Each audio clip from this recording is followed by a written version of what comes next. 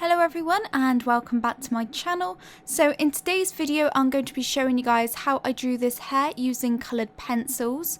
Also for you guys over on Patreon, I have got the 3-hour real-time version of this hair tutorial available on there, along with voiceover and also how I drew a glittery headband with archival products. Also, if you're new to my channel and you want to see new drawing tutorials every single week, make sure that you subscribe and hit that bell icon so that you get notified on all of my future videos. Anyway, let's get on with the tutorial. So the materials that I'm using are the Caran d'Ache Luminance coloured pencils, and I will leave all of the materials that I'm using throughout this tutorial in the description below in case you want to check them out. So the first thing that I like to do when I'm drawing hair is I like to block in the darkest shadows of the hair and also block in the individual clumps and locks of the hair. So to do this with my hair colour, I am using the Sepia Caran d'Ache Luminance coloured pencil, and what I recommend is just picking the darkest colour of your hair colour that you're drawing and use that for the shadow tone. So I just use that to block out all of the individual shadows and just block in the clumps of hair. I use lines rather than circular motions, and I go in the direction that the hair is going in. Next, I'm adding a base tone using the Raw Umber 10%, and I just applied that everywhere all over the hair as base tone, and then I'm going in with the Raw Umber 50%, which is the slightly darker version, and I'm just using that on the midtones and a bit on the shadows to integrate from the shadows into where the highlights are. And you can see that I'm always using lines that are going in the direction that the hair is flowing in, and I am trying to work with the clumps of hair rather than just doing lots of individual random strands of hair. It's important to try and build up 3D masses of hair rather than just lots of individual strands of hair. So now I'm also just going in with the Raw Umber, which is the darkest of the Raw Umbers, and again I'm using that mainly on the shadowed areas, and I like to vary my pencil strokes to really kind of integrate the shadows into the midtones and the highlights, just so that there's not a harsh stop-start point where all of the shadows end. So I really like to feather in the pencil strokes to give it more of a natural look as well. And now I'm going in and I'm glazing over the colours of the hair to make it more of an accurate colour. So I'm using the brown ochre for this, and I really like this on dark blonde hair and also just on brown hair. I think it's a really nice tone for the hair and it gives it a nice natural look.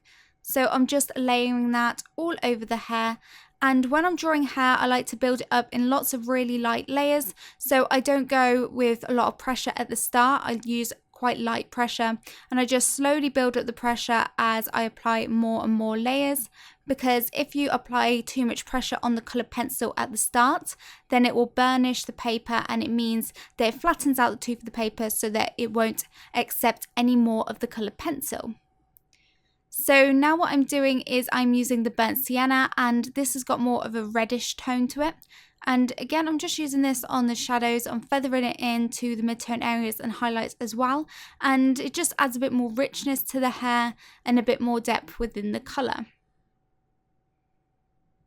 So I'm building a bit more pressure up on the shadowed areas just to get them a bit more saturated and to build up the contrast.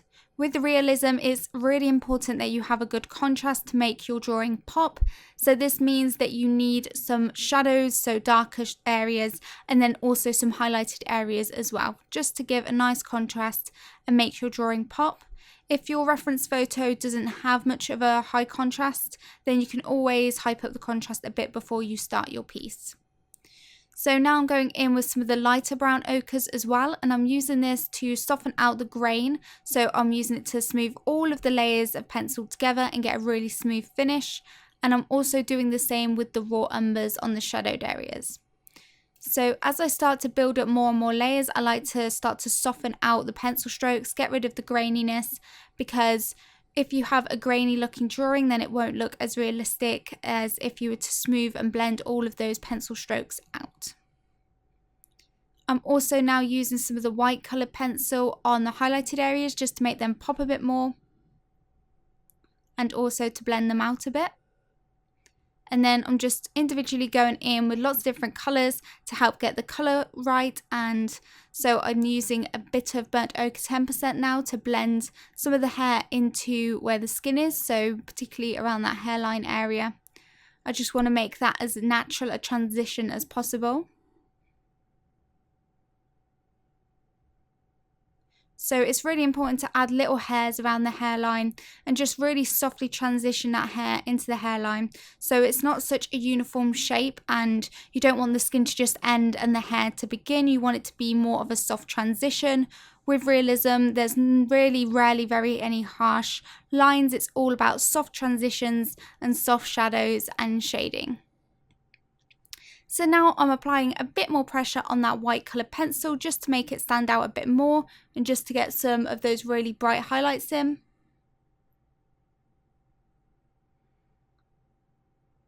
So this adds a nicer contrast. And I'm just perfecting the hair where it meets the skin.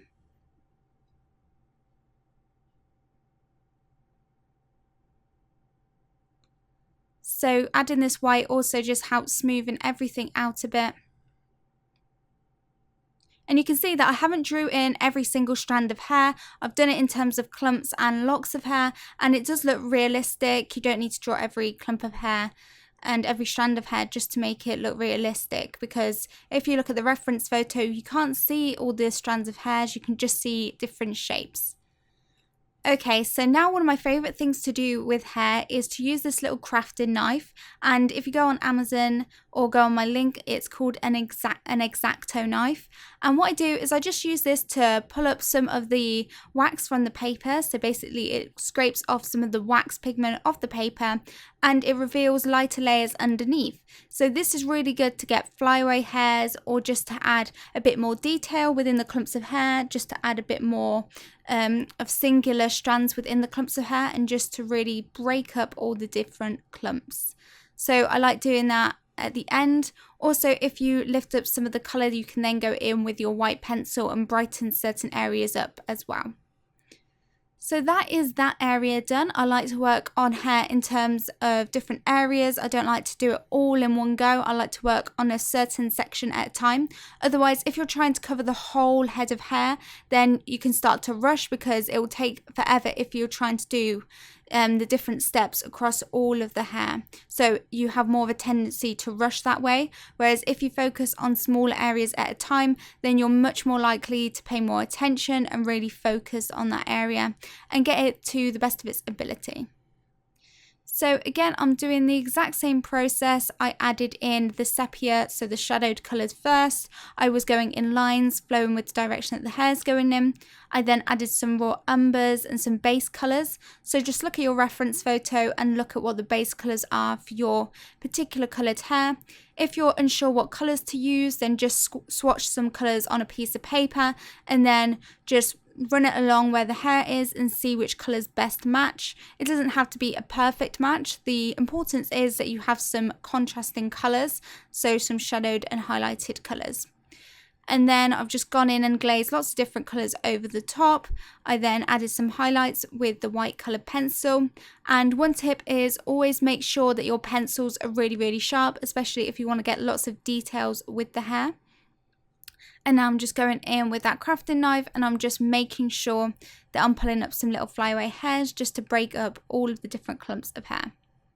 You can also go over to different areas that you've already done. So like I just went over to the area that I did first and I darkened it up a bit, because you want to make sure that the different areas really complement each other and come together. So I do recommend using the similar sort of colours across the hair, even if you're working in sections, so that you can't tell where you have done different areas of hair. So finally, I'm just working on the bottom section of the hair. Again, I'm just layering in that brown colour. So I picked this colour because it's the darkest colour on the reference photo. And why I like to block in the shadows first is because it also helps just bring that sketch, so that initial sketch that we did with pencil, to life, because as you start to add the coloured pencils, you will lose that sketch. So I want to make sure that I'm adding those dark colours in so that we can still see our sketch. Layering over those raw umbers. I'm leaving certain areas a bit more free of coloured pencil because those are the highlighted areas. And I'm really making sure that I'm using light pressure. I don't want to damage the tooth of the paper. And then I'm glazing some of those brown ochres over the top. And as you can see, I've made it look so that you can't tell where I've done this bottom area and then where I stopped doing that other area before. So they nicely transition into each other really, really well. So I'm applying a bit more pressure in certain areas with the brown ochre where it's a bit more saturated. And I'm also trying to integrate the hair into the neck as well. So it's important that you look at these areas where the hair meets the skin and different parts of the body and really try and softly transition between those certain areas. So now I'm adding a bit more of the sepia just to hype up the contrast a bit more. You want to keep checking to see if your contrast level is correct or if you need to darken up the shadows and bump the highlights a bit more. Just keep looking around the reference photo and you'll notice things that you didn't notice before. So I'm adding a bit of the white pencil just to bring out the highlights. I like to leave the highlights until last because you want to keep things bright, and if you do the highlights and then you try and darken colours, then it might smudge some of the dark colours over your highlights. So I just like to leave it to the end. So now you can see me use that knife again, and you can see how it really loosens up all of the individual clumps of hairs by just adding flyaway hairs that kind of transition and go over different clumps of hair. Anyway guys, that's it for today's tutorial. I hope you enjoyed it. If you're new to my channel and you want to see more tutorials like this, make sure you remember to subscribe. Also, if you want to see the real-time version of this and learn more about how I draw hair, make sure that you check out my Patreon page. Thank you guys for watching, and I will see you in my next tutorial. Bye!